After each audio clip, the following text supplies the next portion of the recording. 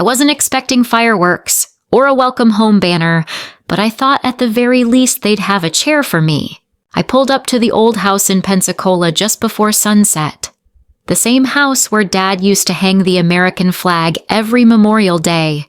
It still looked the same peeling white siding, same porch swing with rusted chains, same scent of cut grass and salty Florida air. Dragging my suitcase behind me, I stepped inside.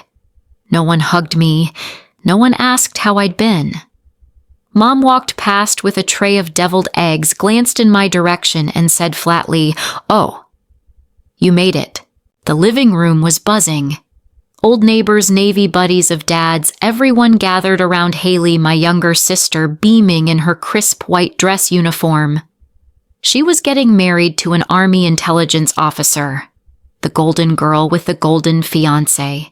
And me, I stood by the catering table in a faded gray jacket, invisible. When it came time for dinner, they all sat at the big oak dining table. The same one I used to sit at between Dad and Haley when we were kids, but this time, the seats were full.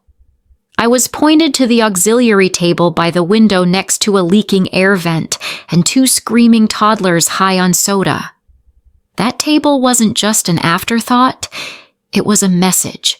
I glanced at the family wall of honor in the dining room.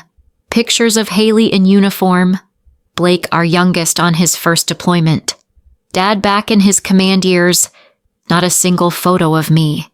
Not even my high school graduation. That's when I realized I wasn't just forgotten. I'd been erased. I'm not sure why I stayed. Maybe out of politeness? Maybe out of muscle memory years of being ignored make you oddly comfortable with invisibility. I lingered by the dessert table most of the afternoon, nursing a lukewarm glass of water and pretending not to notice that no one noticed me. Haley was glowing. She moved through the crowd like she was royalty, everyone fawning over her pearl-studded wedding dress custom-ordered from Savannah and the diamond ring exclusively designed for officers' fiancés. As for me, I got the courtesy whisper, "Oh, Lauren." She used to serve, didn't really last. A few polite chuckles followed. I didn't flinch, just smiled like it didn't sting. That's what years in the shadows do to you. You become fluent in quiet pain. No one asked what I'd done for the last 15 years. No one ever had. Until he walked in. A man in dress uniform, late to the party, square-shouldered presence unmistakable. Heads turned. But when his eyes locked on mine, the atmosphere changed. He stopped cold, looked at me like he'd seen a ghost rise in full daylight. Then he crossed the room right past Haley and her entourage, right up to where I stood beneath a string of dollar store fairy lights and paper lanterns. And with a voice that cut through the hum of chatter and jazz music, he said, "Ma'am, SEAL Commander." The air vanished. Chairs creaked. Phones slipped. Mouths opened but said nothing. My mother dropped her phone. My father squinted, confused. Haley froze, her perfect smile wilting like a flower under frost. And me, I just nodded. Slightly. No confirmation, no denial. Just truth finally left to float in a room that had refused to see it. I didn't go back to the house that night. I drove to the military lodge I'd booked under an alias. Cold room, stiff mattress, fluorescent lighting, humming like it was wired to my pulse, but at least there I could exist without explanation. I sat on the edge of the bed and stared at my old satellite phone. The same one I'd carried across borders, deserts, and black sites. It still connected to encrypted Pentagon channels. One message blinked urgent. I unlocked it with my fingerprint and a code sequence I hadn't typed in years, but still remembered like muscle memory. Unauthorized access OpStorm hatch files. Internal marker MS. Harper. I didn't want to believe it, but the trail was clean and pointed straight at her. My sister, the one who once called me a quitter, was poking around files sealed behind more firewalls than most generals ever touch. I stood and looked in the mirror. Just a tired woman in a faded t-shirt.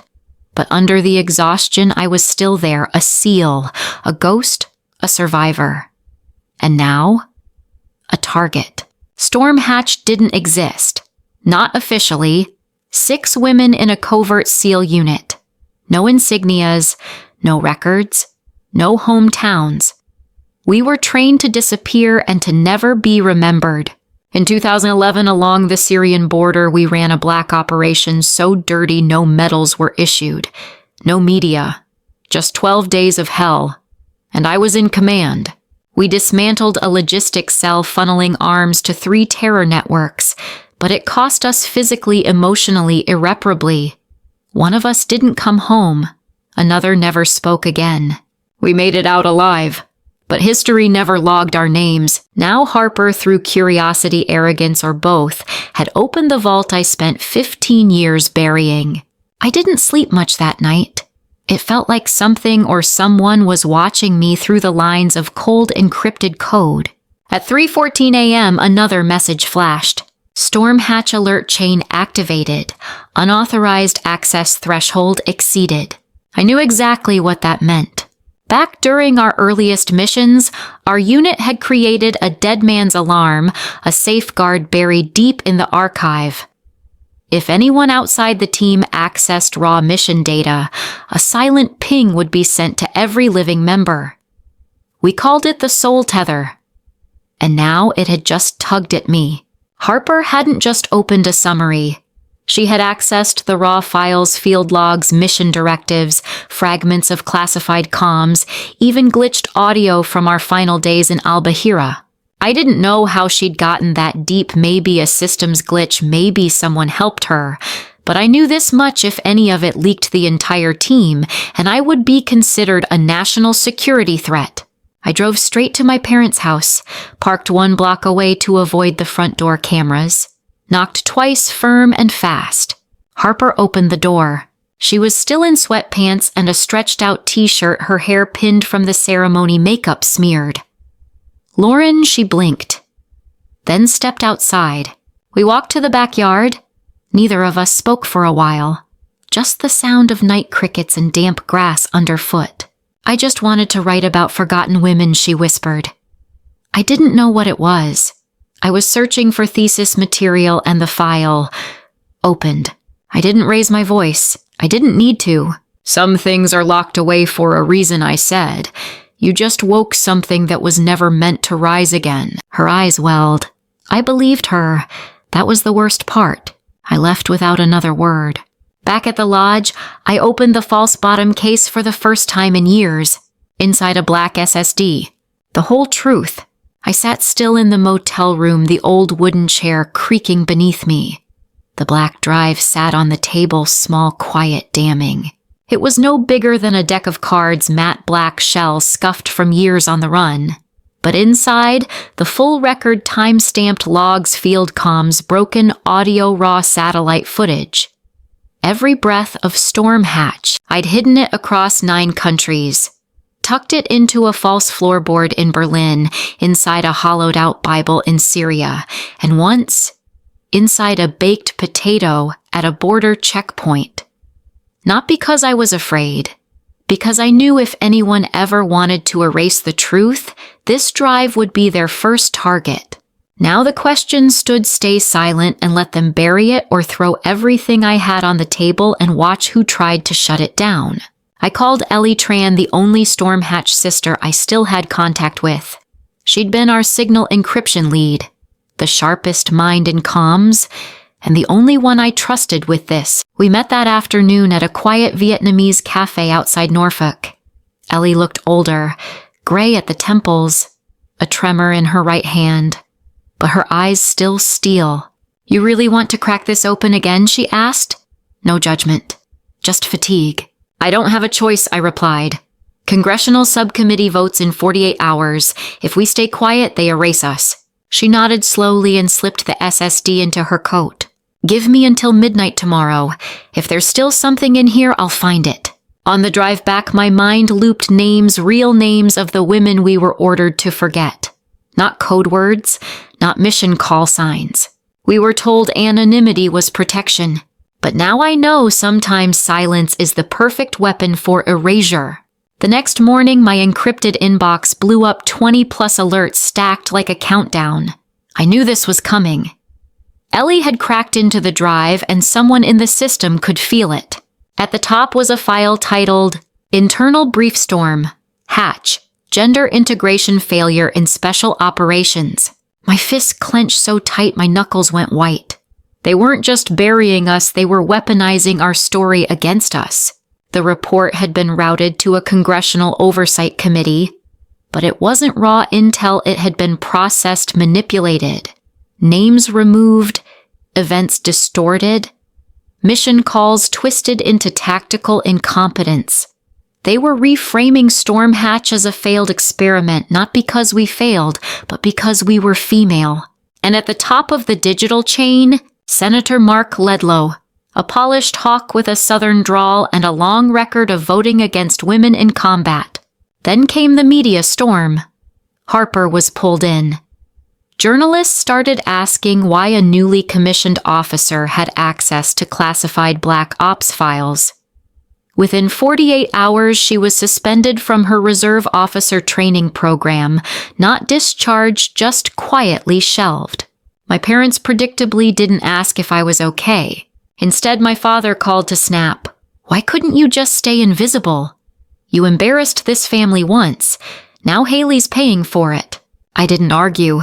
What would be the point? I knew this much: if I let Ledlow rewrite Storm Hatch as a cautionary tale, then the women who bled for that mission would vanish again. Only this time, it would be deliberate.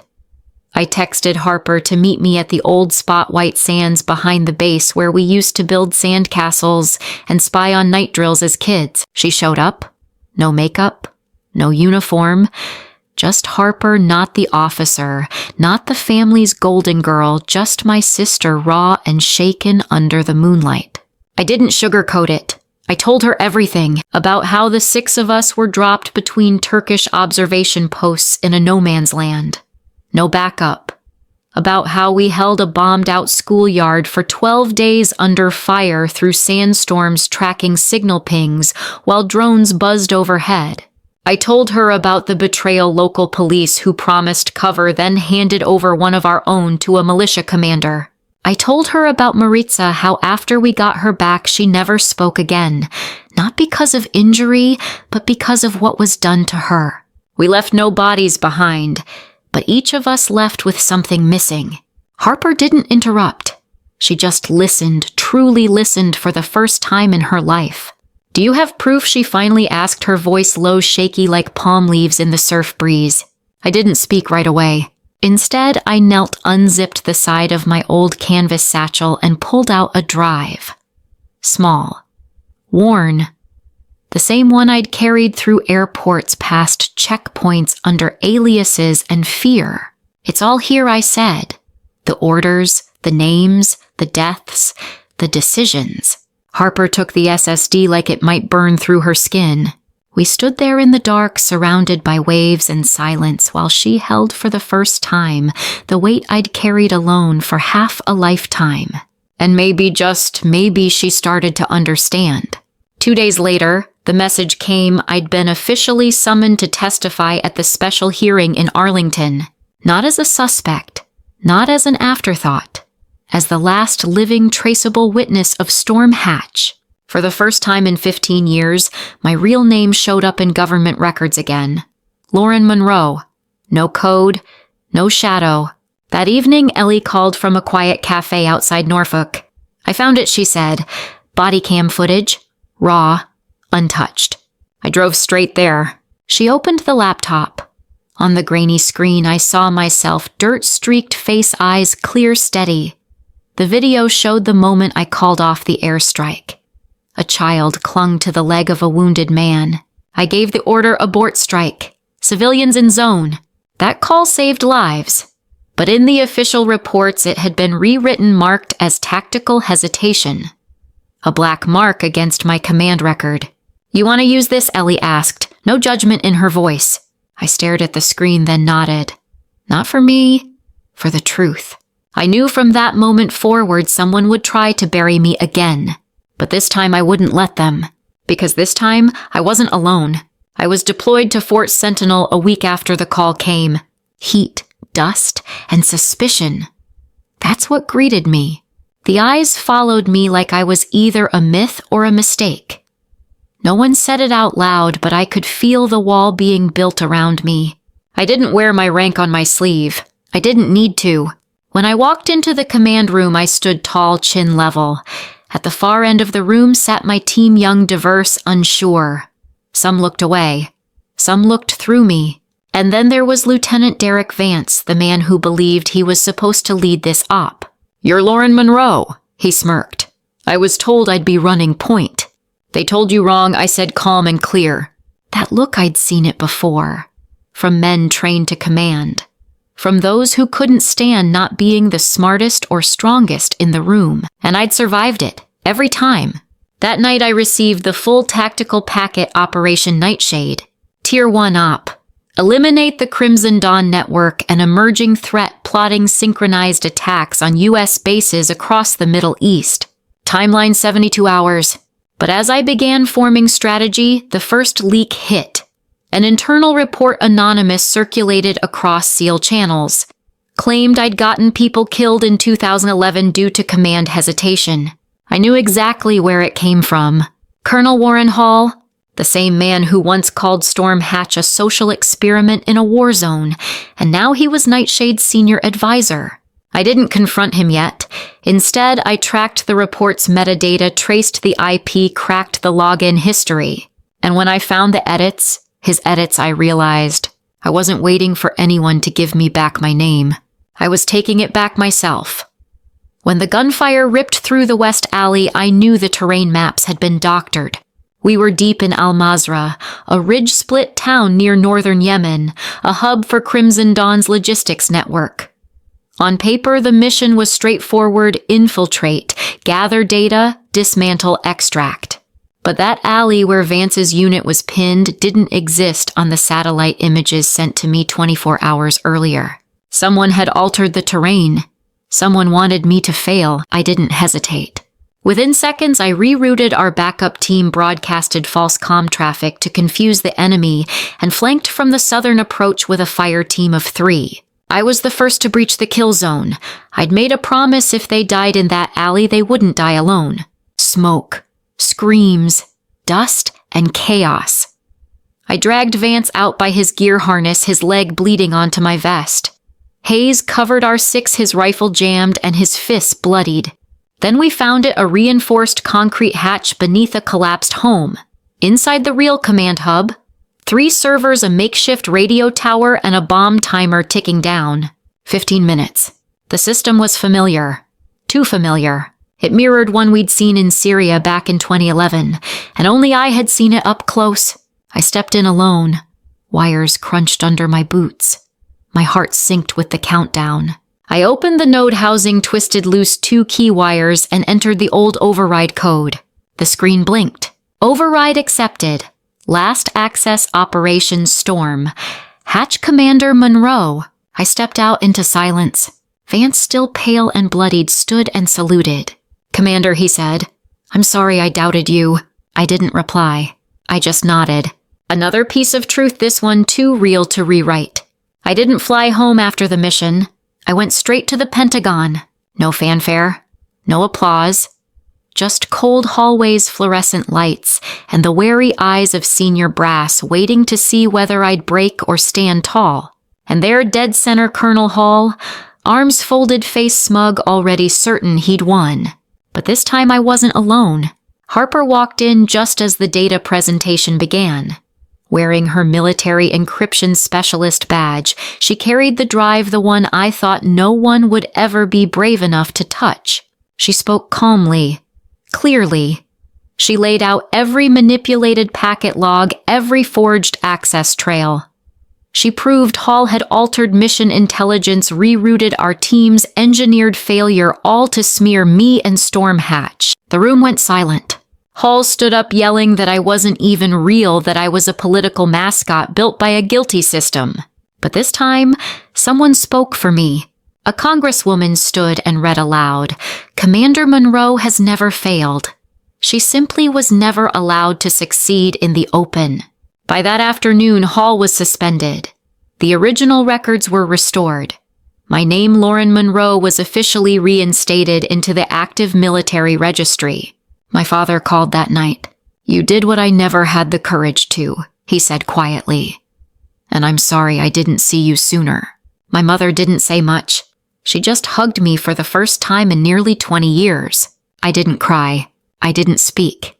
Because in that moment, I didn't need their forgiveness. I just needed them to see me. The community hall in Jacksonville hadn't changed: creaky folding chairs, dim yellow lights, and the faint scent of burnt almond cookies from the back kitchen. But this time no one whispered when I walked in. They came to hear me. Harper took the stage first. She stood tall, voice steady, not the little sister who used to trail behind me, but a woman who had finally seen the truth and chose to speak it. "I used to think my sister disappeared because she gave up," she said, "but now I know. She's the only one who never did." Behind her, a photo lit up the wall, me in the desert helmet off, eyes sharp. No medals, no rank, just a single line beneath it. Not every hero is in the frame. Some are the frame itself. I stepped onto the stage. No uniform. Just a plain gray shirt and a loop of red wire in my hand, cut from the bomb I defused in Al-Mazrah. I used to think the worst thing was being forgotten I began, but it's not. The worst is being invisible to the people you love. I looked out at the room, once unfamiliar now, still with quiet recognition. But if they ever open their eyes, you have to be ready for them to see who you really are. I walked off the stage not expecting anything, but then a little girl approached me holding a small purple flower. "I want to grow up like you," she said, brave but quiet. And I knew then I wasn't a ghost anymore.